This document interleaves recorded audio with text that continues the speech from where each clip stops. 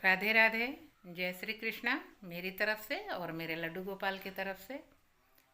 और आज जब फिर सुबह उठे तो पता चला कि चारों तरफ फिर से पानी आ गया है, बाढ़ की स्थिति फिर से हो गई है। और स्कूल जाना है क्योंकि अभी वहाँ पता किया मैंने, पानी उतना है जितना पहले। ये तीसरी बार बाढ़ आ गया है। तो क्या कर सकते हैं, प्रकृति का जो भी नियम है उसे तो झेलना है हमें ही।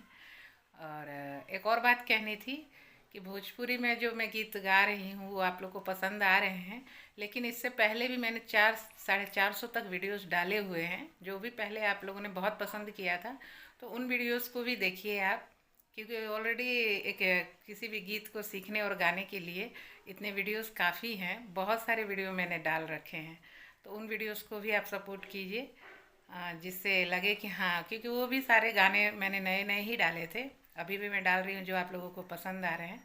तो गाने और हैं मेरे वीडियोस पे, जाके उन गानों